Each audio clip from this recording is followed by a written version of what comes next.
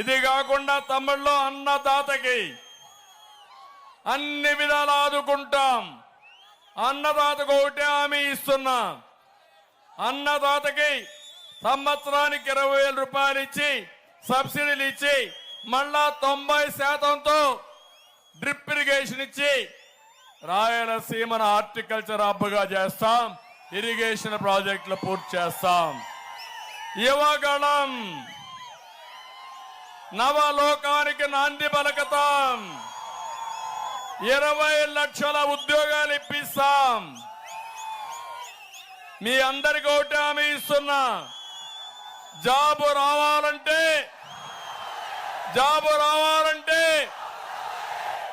అందుకే చెప్తున్నా, బాబు రావాలంటే మీరేం చేయాలి? ఏం చేయాలి? చేస్తారా అని మిమ్మల్ని అడుగుతున్నా. ఉద్యోగాలు వస్తాయి, పెట్టుబడులు వస్తాయి, తద్వారా వర్క్ ఫ్రం హోమ్ కూడా తీసుకొస్తా. మదనపల్లిలో కూర్చొని ప్రపంచానికి మిమ్మల్ని అనుసంధానం చేసే బాధ్యత నాది. ఇంట్లో బోరు కొడితే ఇక్కడే ఆఫీసు కట్టి ఆఫీసుపై పనిచేసే విధంగా అన్ని విధాల ఏర్పాట్లు చేస్తాం. స్కిల్ డెవలప్మెంట్ చేస్తాం. ఇంకా బాగా చేస్తే బెంగళూరు పోవచ్చు, ఇంకా బాగా చేస్తే అమెరికాకి వెళ్ళొచ్చు. ప్రపంచమే హద్దుగా యువతను ప్రోత్సహించే బాధ్యత మాదని మీ అందరికీ హామీ ఇస్తున్నా. ఉద్యోగం వచ్చే వరకు 3,000 రూపాయలు మీకందరికీ నిరుద్యోగ భృతి ఇస్తాం. ప్రతి ఒక్క ఇంటికి మంచినీరు ఇస్తాం. బీసీలకు రక్షణ చట్టం తీసుకొస్తాం. పేదవాళ్ళని పేదరికం నుంచి పైకి తేవడానికి నేను కృషి చేస్తాను. మైనారిటీ సోదరులకు అందరికీ హామీ ఇస్తున్నా, మైనారిటీ డిక్లరేషన్ ఇచ్చి మైనారిటీ సోదరులను ఆదుకునే బాధ్యత తెలుగుదేశం పార్టీ తీసుకుంటాం. ఆంక్షలు లేకుండా ప్రతి నెల మొదటి తారీఖున మీ ఇంటి దగ్గరనే 4,000 రూపాయలు పింఛన్ ఇచ్చే విధానానికి శ్రీకారం చుడతాం.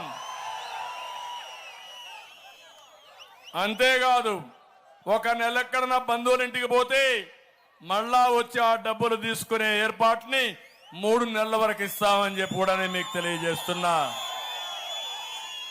బీసీలకు 50 ఏళ్లకి పింఛన్ ఇచ్చే ఏర్పాట్లు చేస్తాం.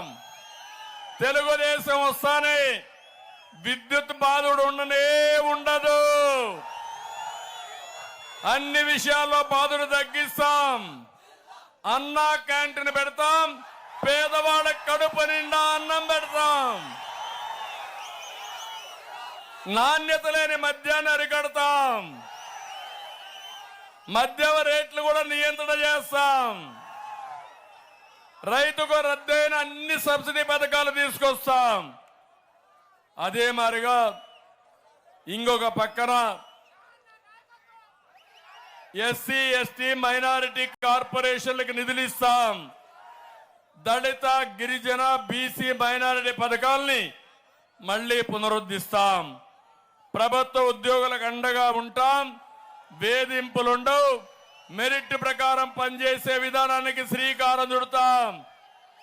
ఇక్కడే మాలామాది ఉన్నారు. ఇద్దరికి న్యాయం చేసే బాధ్యత నాది. ఏదైతే ఆ రోజు కేటగిరీషన్ వల్ల వాళ్ళు ఉపయోగపడింది, మళ్ళీ ఎన్డీఏ కూడా తీసుకొస్తాను హామీ ఇచ్చారు. మేము మీకు అండగా ఉంటామని చెప్పి ఏబిసిడి కేటగిరైజేషన్ తీసుకొచ్చి జిల్లా వారిగా ఇవ్వడానికి ముందుకు పోతాం. మీరు కూడా ముందుకు వచ్చి ఎన్డీఏ అభ్యర్థులు గెలిపించడానికి మాదిగ దండోరా ముందుకొచ్చారు. మీకు కూడా మనస్ఫూర్తిగా అభినందనలు. ఇంకొక పక్క